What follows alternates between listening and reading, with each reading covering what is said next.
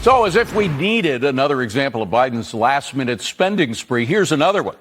The Biden IRS has sent out $2.4 billion in COVID emergency stimulus checks this week, about 2 years after the COVID emergency ended. Really? Joining me now is North Dakota Senator Kevin Cramer. Senator, yeah, you shake your head. That's all you can do about this stuff. Fortunately, it's not all we can do come January 20th. But I gotta say, adding insult to injury, we get this from the retiring IRS Commissioner, Danny Werfel, excuse me. He said, to minimize headaches and get this money to eligible taxpayers, we're making these payments automatic, meaning these people will not be required to go through the extensive process of filing an amended return to receive it. So bottom line is they're just throwing money out the window. Yeah, I guess they didn't get the whole inflation is a bad thing memo, David, and we're responsible for it. They seem to have missed that one as well. It's really quite ludicrous to think that 1 million people who didn't ask for the money, didn't apply for it when it was, supposedly available in 2021 tax returns, that now somehow they're just going to force it on them.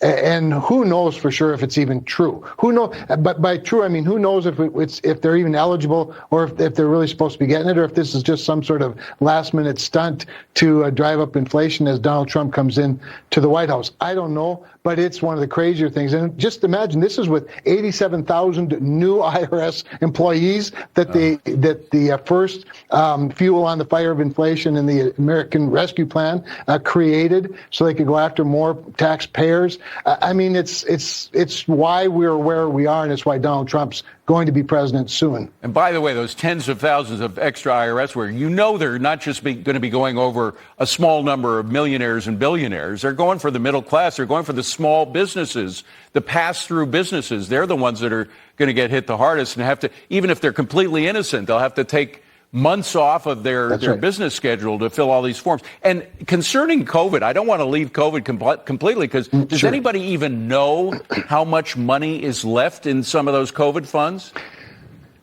Well, and I think that's part of what's at stake, David, is I don't know how much there is. I don't think anybody knows exactly how much there is, but a lot of what is left is what they're trying to get rid of quickly so that it doesn't become, a pay for some tax cuts, or pay for some regulatory, cuts in various agencies. There are just all kinds of better ways to utilize any leftover COVID money than just to simply give it to people and drive up inflation. So, no, I don't know, but I would hope that's one of the things that the DOGE committee gets after, and that Congress itself gets after. And then we have this horribly named Inflation Reduction Act, which was essentially, at least Biden admitted, it was essentially a green energy act. That's what it amounted to. Billions and billions, just peppered with all of these subsidies. I shouldn't say just billions, tens, even hundreds of billions of dollars in these various subsidies. I think even as much as they'd love to spend money before they leave, even the Biden administration can't spend all that money. Should we claw all that money back? I believe that we should claw a lot of it back, and what we ought to do is repurpose some of those dollars. Yes. Some of it's not necessary at all. Some of it might be better utilized in somewhere else. There are a lot of the Green New Deal things that, like building more of a border wall. There you have it.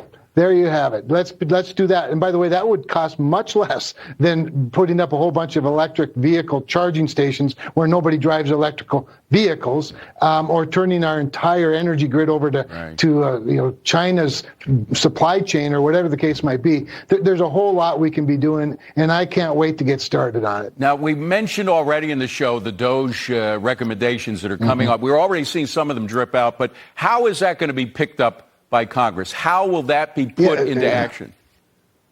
Yeah, it's a great question, because DOGE doesn't have authority, but what they do have is influence. Yes. And so you're like you said, they're already dripping some things out. These are big things. I actually think it adds value to the work of the appropriators and the budgeters and the Congress by providing both political cover and, by the way, some political exposure to a lot of the waste. I love one of the first ideas I read about, of course, is the simplification of the tax code, and therein lies one of our first opportunities with the new Congress through budget reconciliation. The simplification of the tax code could be the greatest gift to the economy and to every taxpayer in this country, and certainly to business. By the way, that's, Steve Forbes' idea. Get rid of all deductions for everybody, just have a simple flat tax.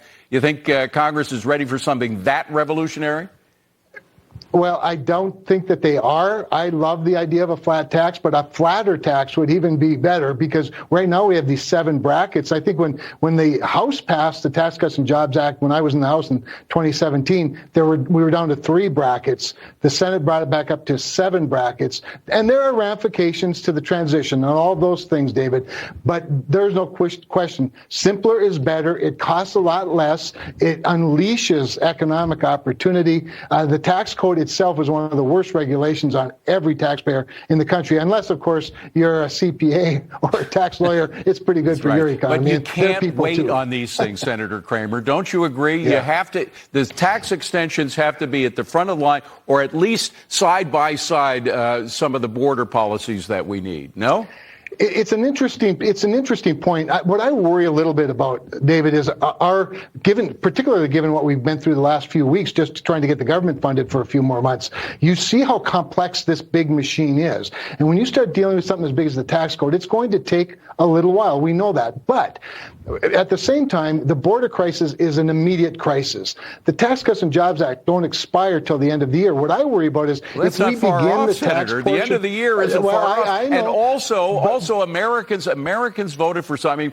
It is a complex deal. I understand putting together a tax plan is a very complex deal, but you have a president who wants it, and you have a president who now has more power than he did after he won the election. 51% approval rating, according to Gallup, we heard today. So more Americans want him to do changes now, and because they want money in their pocket. You can't wait that long on these tax extensions.